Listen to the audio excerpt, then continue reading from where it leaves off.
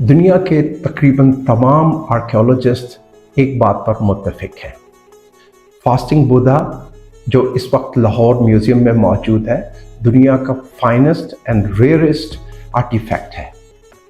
ये 1894 के अंदर सिक्री से डिस्कवर हुआ। सिक्री जो मर्दान के पास है और गंधारन एरा का एक पार्ट है और ये गंधारा के अंदर माना जाता है। उसी साल ये लाहौर म्यूज़ियम में ट्रांसफ़र हो गया और इसको डिस्प्ले पे रख दिया गया। इसको देखा जाए तो अक्ल दंग रह जाती है कि उस वक्त के बुत तराशों ने ये कैसे तराशा होगा विदाउट किसी टेक्नोलॉजी से। ये शिस्ट स्टोन के ऊपर बना हुआ है और इसकी हाइट जो है 33 इंच है, लेकिन ये 33 इंच मुझे लगता है 33,000 आर्टिफैक्ट्स का जो फाइनेस्ट वर्क है इसमें मौजूद है।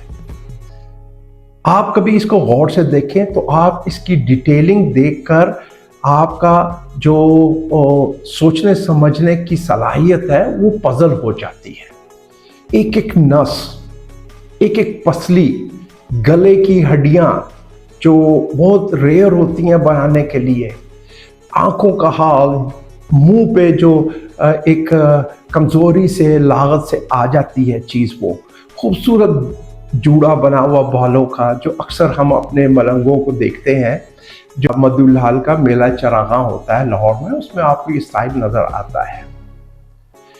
इसको कहते हैं फास्टिंग बुद्धा, लेकिन बुद्धिस्ट जो इसके राहिब हैं वो ये कहते हैं फास्टिंग बुद्धा कहना जायज़ नहीं। इसको फास्टिंग सिद्धार्था के नाम से वो जानते हैं, क्योंकि ये फास्टिंग बुद्धा का जो दर्जा है वो उस वक्त तक गौतमा को मिला नहीं था। उस वक्त तक ये अपनी एक तजस्सुस में थे, जो उस वक्त का एक असूल था कि कहीं दूर दराज जंगलों में बैठ जाना और अपना इनलाइनमेंट के लिए कोशिश करना। ये वक्त वो था जब बुद्धा ने फाका किया और इस फाके के बाद इनलाइनमेंट मिली। उसने जान लिया कि दुनिया क्या है, दुनिया उसके इर्द गिर्द है, उसका क्या वजूद है और कैसे हमें ये दुनिया को देखना चाहिए। इसके बाद वो बुद्धा बना। तो इसीलिए जो राहिब हैं बहुत सारे बुद्धिज़्म के, वो इसको फास्टिंग बुद्धा कहने से कुतराते हैं। वो कहते हैं ये फास्टिंग सिद्धार्था है। गौतमा सिद्धार्था उनका नाम था।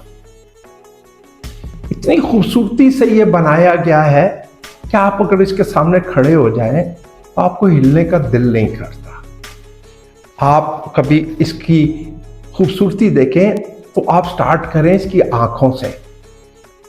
एक कशिश है इस मुजस्मे की आंखों में।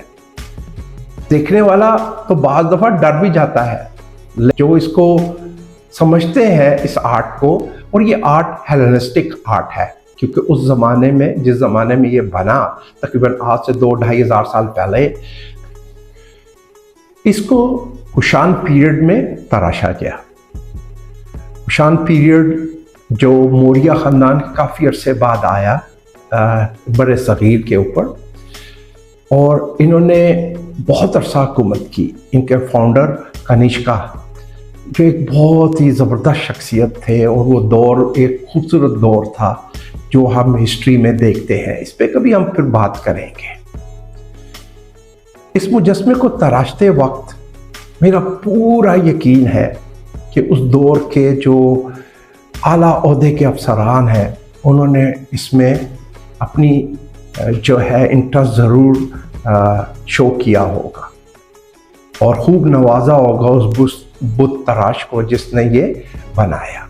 कुषाण पीरियड में तक यहाँ हेलेनिस्टिक आर्ट के माहिर मौजूद थे। जो ग्रीक थे उनके जो आगे शागिर्द निकले, उन्होंने इसी आर्ट को कायम रखा और हेलेनिस्टिक आर्ट है। लेकिन कभी आप इसको डिटेलिंग में देखें तो आपको हेलेनिस्टिक आर्ट के अंदर इसकी ड्रेसअप जो है वो लोकल हुई है। तो ये सब ब्यूटीफुल सिनर्जी है, सब ब्यूटीफुल मिक्स है लोकल आर्ट का और हेलेनिस्टिक जो हमारे पास आर्ट है ग्रीक, उसका ये खूबसूरत मिक्स है।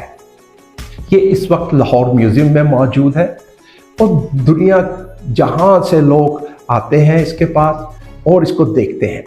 1984 के अंदर इसको जापान की दरखास्त के ऊपर जापान भेजा गया, वो बुद्धिस्ट कंट्री है, और वहाँ पर जो इसको शोहरत मिली वो एक इंतहा है। इसकी अहमियत उसके बाद हमें भी ज़्यादा महसूस हुई। आप लाहौर म्यूज़ियम चाहें, इसके सामने खड़े हों, एक पूरा माहौल है उस पे इसको रखा गया। लाहौर म्यूज़ियम के लोगों ने पूरा माहौल बनाया हुआ है। वो कहलाता है गंधारा गैलरी। गंधारा गैलरी के अंदर ये बड़े बहुत सारी चीज़ों के साथ एक खूबसूरत जगह पे सिकरी पे जो स्टोपा मिला था वो बिल्कुल इसके सामने है, जहाँ से इसकी भी डिस्कवरी हुई थी।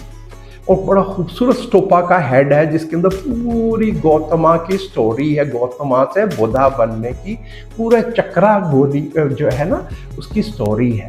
आप ज़रूर विजिट कीजिए इसको और इस पे कमेंट ज़रूर कीजिएगा कि हमें पता चले कि आप जो है इसके साथ आपकी जो है उनसियत हुई या आपका क्या इसके बारे में ख्यालात रहे। अपना ख्याल रखिएगा, दूसरों का ख्याल रखें। अल्लाह हाफिज़।